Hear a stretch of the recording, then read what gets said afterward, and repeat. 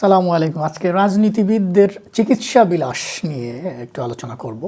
এখানে একটি লিস্ট তৈরি করেছি পত্রিকান্তরে, বিভিন্ন পত্রিকায় এসেছে এসব রিপোর্ট থেকে যে কোন রাজনীতিক কত সালে কয়দিনের জন্য চিকিৎসা নিতে গিয়েছেন, যেগুলো পত্রিকায় এসেছে সেগুলো থেকে আসলে। আর আরও তো নানা শ্রেণীর এবং বিভিন্ন পর্যায়ের রাজনীতিবিদ আছেন যারা বিদেশে গিয়ে থাকেন বা গেছেন ইতোপূর্বে, সেই লিস্টে হয়তো সেগুলো নেই। কিন্তু প্রথম সারির যাদেরকে আমরা চিনি, এরকম রাজনীতিবিদ যারা বিএনপি, আওয়ামী লীগ এবং জাতীয় পার্টিতে ছিলেন, আমরা দেখতে পাই যে এই লিস্টে দেখবেন যে এরকম অনেকেই আছেন। দেখা যায় যে যদি চোখের একটি ছোট সমস্যাও দেখা দেয়, সেক্ষেত্রেও রাজনীতিবিদরা দৌড়ান থাইল্যান্ডে। যেমন এখানে লিস্টের সর্বশেষ ব্যক্তিটি এখানে দেখতে পাবেন যে মির্জা ফখরুল ইসলাম আলমগীর, আমাদের প্রিয় বিএনপির সর্বোচ্চ নেতা, একজন নেতা এবং প্রিয়, অনেকেরই প্রিয় মানুষ এবং ক্লিন ইমেজের মানুষ মনে করেন অনেকে হয়তো। তো দেখা যাচ্ছে উনি আওয়ামী লীগের সময়ে হয়তো ভিসা সংক্রান্ত জটিলতা থাকাতে যেতে পারতেন না তেমন একটা, হয়তো তখনও গিয়েছেন। কিন্তু সাম্প্রতিক সময় আমরা দেখেছি মে মাসে উনি গিয়েছেন 1-2 সপ্তাহের জন্য থাইল্যান্ডে, এবং এই অগাস্ট মাসে ওনার প্ল্যান আছে শীঘ্রই উনি যাচ্ছেন চোখের রেটিনা বা এই জাতীয় কোনো সমস্যা ফলো আপ করতে যাচ্ছেন। এর আগে বোধহয় অস্ত্রোপচার করেছেন চোখের রেটিনার।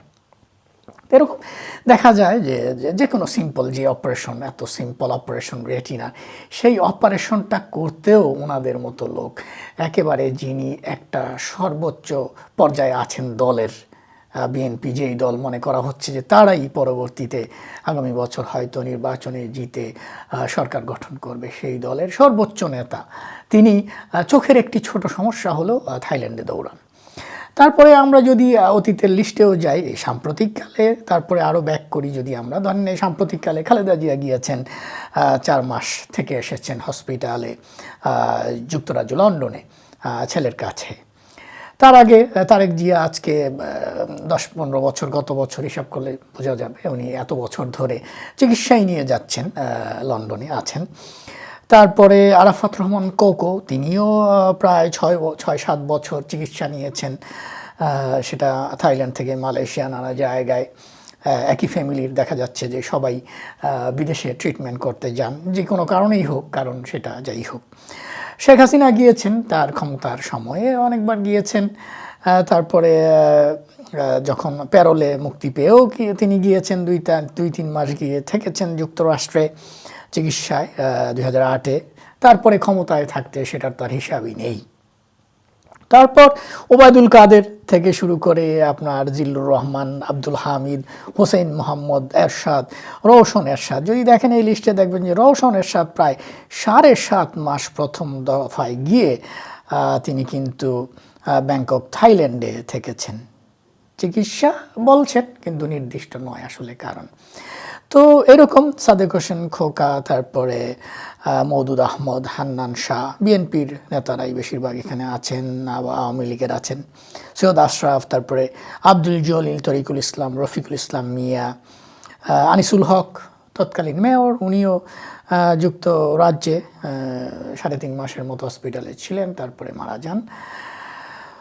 তো এরকম দেখা যাচ্ছে যে এটা এক ধরনের বিলাসিতা, বিদেশ প্রীতি এই রাজনীতিবিদদের, যেখানে আমরা কিছুদিন আগে পত্রিকায় দেখলাম, 2-3 দিন আগেই হবে, যে জিরো রিটার্ন যদি আপনি দাখিল করেন, আপনার ইনকাম সোর্স, আপনার আয়কর রিটার্নে যদি জিরো রিটার্ন দেখান, তাহলে আপনাকে জেল, জরিমানা, অনেক কিছুর মুখোমুখি হতে হবে। সাধারণ মানুষদের জন্য অনেক ধরনের আইন কানুন, নিয়ম নীতি আছে, তাদের জেল জরিমানা করা খুব সহজ, কারণ তারা তো ক্ষমতাহীন। কিন্তু এই যে রাজনৈতিক বোঝাপড়া, এই যে নিজেদের মধ্যে, এই যে বড় বড় নেতা, ছোটদের কথা বাদই দিলাম, সেটা তো আর পত্রিকায় আসে না। তো এই যে ট্র্যাডিশনটা, এই যে ট্রেন্ডটা, যে কিছু হলেই, সর্দি কাশি লাগলেও যে বিদেশে যাচ্ছে চিকিৎসার জন্য বছরের পর বছর, তাদের ইনকাম সোর্স কি সেটা নিয়ে কেউ কিন্তু কথা তুলছে না। এই এত সংস্কার, এত কিছুর ফেনা তোলা হলো, কিন্তু আসলেই কাজের কাজ কোনো কিছুই কিন্তু হয়নি। কারণ এই আসল মূলে যদি আঘাত না করা হয় তাহলে কিন্তু হবে না। এখন নিষিদ্ধ করতে হবে প্রত্যেকটা রাজনীতিবিদ, প্রথম সারির যে কোনো সারির রাজনীতিবিদ, জটিল কোনো যদি চিকিৎসার বিষয় না থাকে ক্যান্সারের মতো, তাহলে সে দেশের বাইরে চিকিৎসা নিতে পারবে না। এরকম নিয়ম যদি না করা হয় তাহলে এই যে টাকা বিদেশে পাচার হওয়া থেকে শুরু করে, আপনি বিদেশে বাড়ি কেনাকে নিষেধ করছেন, কিন্তু এই যে চিকিৎসা পারপাজে যাচ্ছে, যে চিকিৎসা দেশে সম্ভব, এবং আজকে যদি এই রাজনীতিবিদরা দেশে চিকিৎসা নিত তাহলে কি দেশের হসপিটালগুলোর এই দুর্দশা হয় না। তাহলে এই জায়গায় আঘাত হানতে হবে, নিয়ম করতে হবে এবং প্রতিশ্রুতি দিতে হবে এই রাজনৈতিক দলগুলোকে, এখন যারা ক্ষমতায় যাওয়ার জন্য উঠে পড়ে লেগেছে, যে তারা প্রতিজ্ঞা করবে, আইন করবে, তারা আইন করে নেবে যে ক্ষমতায় গেলে তারা কখনো কোনো দিন চিকিৎসা পারপাসে বিদেশ যাবে না, যদি মারাত্মক কোনো রোগ না হয়। মারাত্মক রোগ যেটা বাংলাদেশে চিকিৎসা সম্ভব না সেই ধরনের রোগ, কিন্তু বেশিরভাগ রোগেরই ট্রিটমেন্ট সম্ভব। তা কিছুদিন পূর্বে আমরা দেখলাম জামায়াতের আমির, তিনি তার হার্ট অপারেশন হলো, তো উনি তো বিদেশ গেলেন না।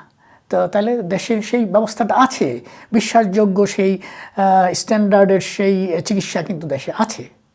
উনিও যেতে পারতেন, উনিও তো ইউকে ঘুরে টুরে আসলেন কত জায়গায়, টাকা পয়সার তো কোনো অভাব নেই রাজনৈতিক দলের নেতাদের, সুতরাং সেটি কোনো প্রশ্ন নয়।